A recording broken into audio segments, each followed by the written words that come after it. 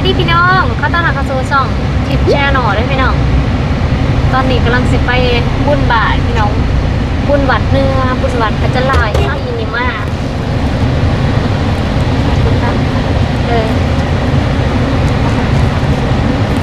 วันนี้เป็นบุญบังไฟบานพี่น้องมีบัตรเซิร์นทิปอยู่แต่ว่าจักบัตรเซิร์นอยู่ในไซด์เดนนั่นเป็นนางไปต้องบัตรเซิร์นคนไทยเพิ่นไปให้ไปดังกี่โมง2ตั้งแต่บ่ายโมงเดี๋ยวนี้3 โมงวันนี้เห็นฮอตบัส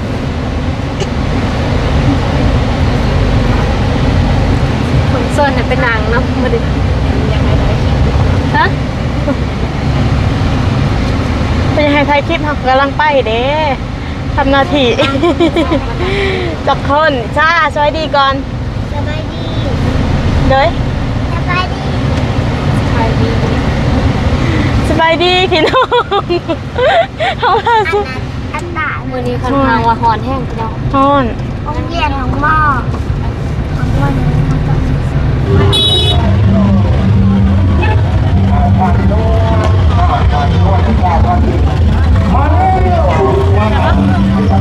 มาฮอนวันแล้วพี่น้อง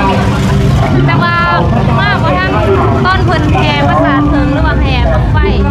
นี่มันก็จะเป็นแห่แต่ภาษาเซิงออกวัดแต่ว่าปีก่อนๆเขาเคยมาถ่ายเนาะตอนแห่ภาษาเซิงอย่างนี้นะ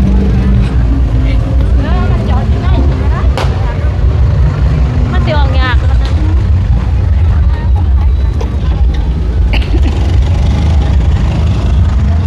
มาแล้วก็สิไปมู่บุญก่อนพี่น้องเพราะว่าเพิ่นให้บัตรเซิร์นที่มาจริงๆนะเพิ่นให้ที่มานั่งต้นเบิ่งบทก่อนเนี้ยแต่ว่ามาบ่ทันได้อ่านซองว่าเริ่มจักโมงนะพี่น้องคิดว่าแดดนอนจังสิมาเพิ่นแห่แล้วแหละ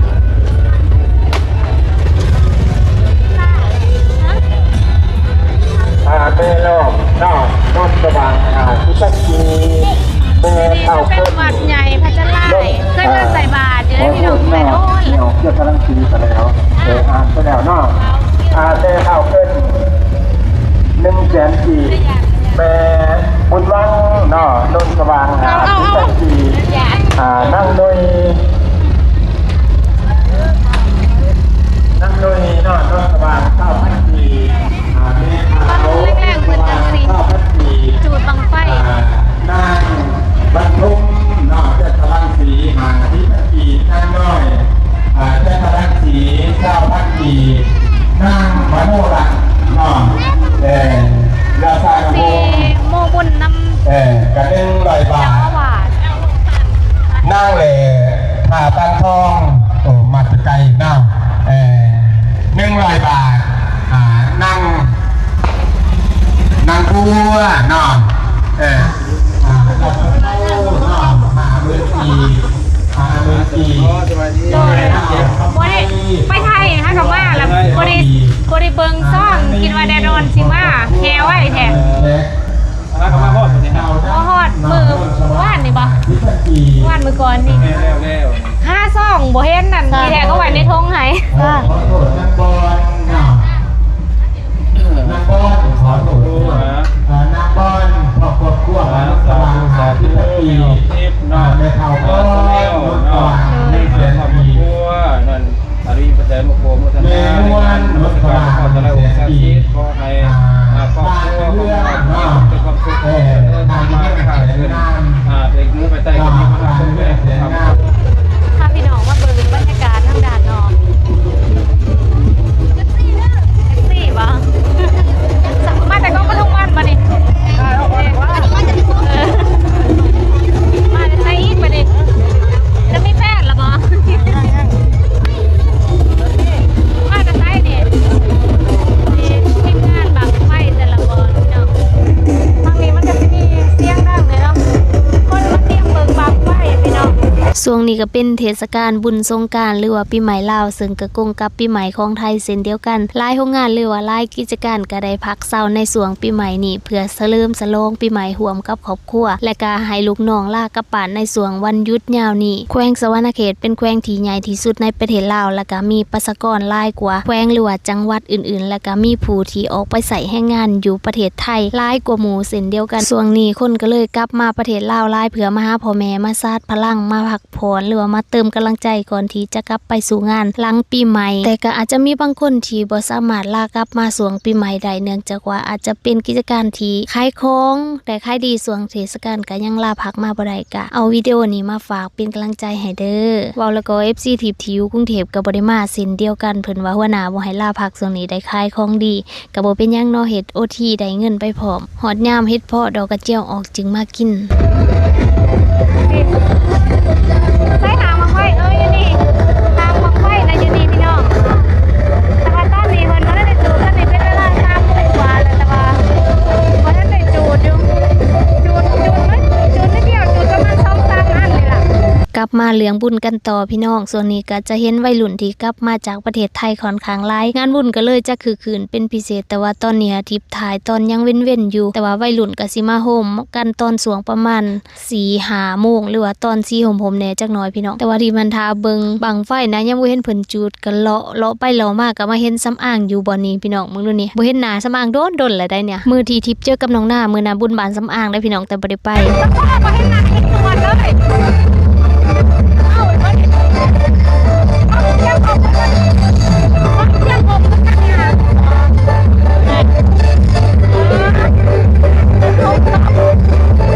มือทีทิพเจอกับน้องหน้าแล้วก็กลับมาหอดบ้านนะเมื่อนั้นบุญบานซ้ำอ้างแต่บ่มีลำเลืองบุญบานขอพร้อมมีลำเลืองแล้วก็บุญบานตั้งโกนบานน้องเคยนะมีลำเลืองพร้อมแต่ว่าที่บ่ได้ไปนะมื้อนั้น ว่าสิไปตอน 10 โมงบัวคำนอนก่อนพี่น้องว่าสิไปตอน 4 ทุ่มนะบัวคำรับก่อนปลุกจะได้ก็บ่ตื่นมาเลยบ่ได้ไป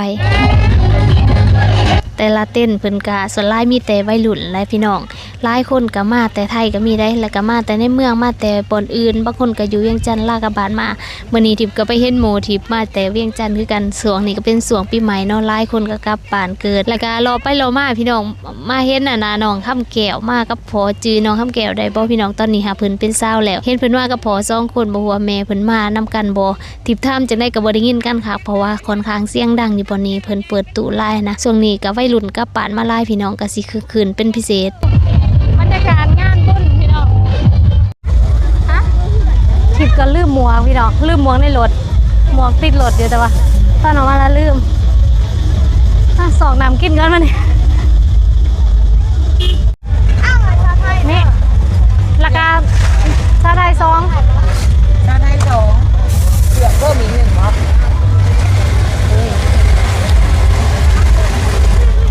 อยากกินน้ำมาซะมันแม่น้ำตรงใดนี่ อยากกินน้ำมาน้ำมานี่จะพันเนี่ยเศร้าหาบ้างหลังเศร้าหา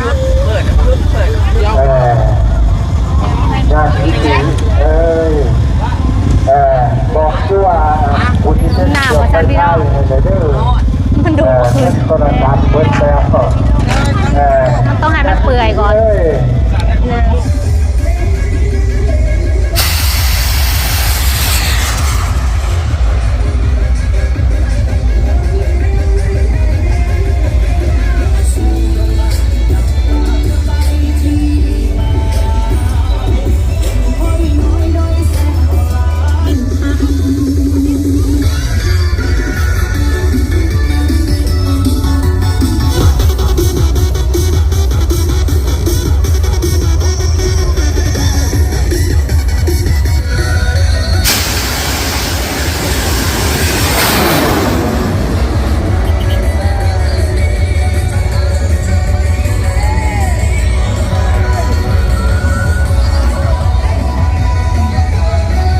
บุญบังไฟอยู่แถวลาวหรือว่าอยู่แถวเขตนอกนี่นะพี่น้องเพิ่นจะบ่ค่อยได้แข่งกันได้มีแต่จูดบูชาซื่อๆแล้วก็บังไฟที่จูดอยู่บุญผาจลายหรือว่าบัดปานทิพย์ในตอนนี้เพิ่นบ่ได้จูดเลี่ยนๆก็คือนะพี่น้องกว่าสิจูดบางนึงเกือบเป็นชั่วโมงพุ่นล่ะทิพย์ก็ได้เบิ่งแต่บางเดียวแล้วก็กลับก่อนอันนี้เป็นภาพที่น้องบ่คำเพิ่นถ่ายไว้ให้เพราะว่ากว่าเพิ่นสิจูดได้อันนึงบักโดนเนาะทิพย์ก็เลยเมื่อเฮือนตัดคลิปถ่ายอยู่บ้าน